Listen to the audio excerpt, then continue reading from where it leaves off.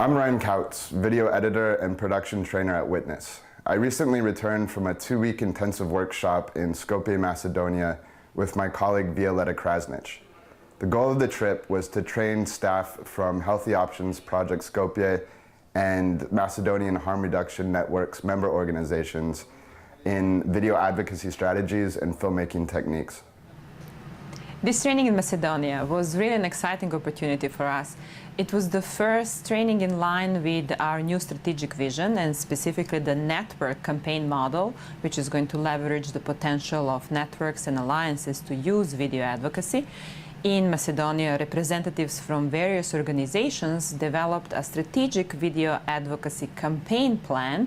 They are going to use video to monitor and challenge the newly adopted anti-discrimination law, as well as mobilize affected communities to demand policy and legal amendments. Violeta traveled to Macedonia ahead of me to discuss video advocacy methodology and to provide relevant case studies. She worked with the team to develop a strategic framework for the network's campaign. With clear advocacy goals in mind, we were able to start the production component of the training. We began by learning the basics of using a camcorder and how to use specific microphones to record sound in different situations. We discussed composition, different interviewing techniques, and how to secure informed consent before every recording. Each member of the group took turns practicing one of 3 roles: composing and recording an interview, conducting the interview, or discussing on camera their human rights work. We had 3 camera exercises that we would record in the field during the training, with the goal of making sure that everyone had hands-on experience in different real-life scenarios. The first exercise was recording vox pop interviews in the city to get spontaneous, unrehearsed opinions from people on the street. We asked for people's opinions on human rights and discrimination in Macedonia. Дали мислиш дека човековите права во Македонија се кршат? Ја мислам дека во Македонија највише од секоја земја се кршат правата. Па до негде да.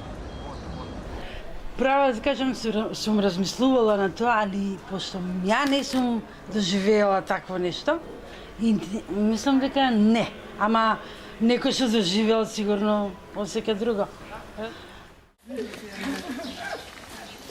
For the second camera exercise, we wanted to shoot a live event. We walked over to a local NGO where the Helsinki Committee for Human Rights was giving a press conference. We found the room empty and began to set up. We worked in 3 groups of 2 to get all the shots we would need to cover the press conference. It's better to be high, huh? One camera would be filming a wide shot of the panel, another a medium shot with a small mic attached to the podium. The third camera would be filming B-roll and cutaway shots. Soon enough, people from the Helsinki Committee began to show, and with them an onslaught of local media. It was funny seeing our small camcorders surrounded by these massive professional cameras. What's going on, Laura? A little bit of a chaos in the room. It's too small. You can see the camera over there. You know, it's really like 2 meters on 2 meters. The room was definitely chaotic, and having only had 2 days of experience with the cameras, the group did a brilliant job in collecting all the footage we needed, from the wide shot of the press conference, the B-roll and the cutaways, as well as the mid-shot, and making sure that we got good audio. Не добивме лош закон за дискриминација, односно имаме општество во кое може слободно да се дискриминира, а да не бидеш казнет за тоа. After the press conference, we started our third filming scenario by recording human rights experts in a formal interview setup with a list of prepared questions.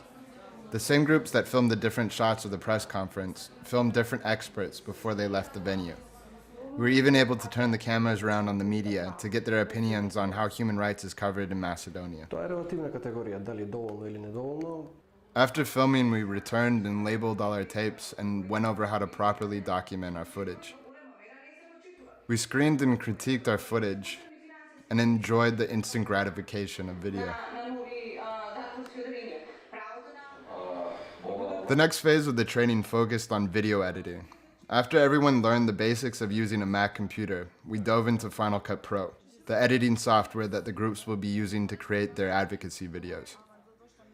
We began by covering the basic layout and functions of the program and conducted short editing exercises to get everyone accustomed to the concepts of nonlinear editing.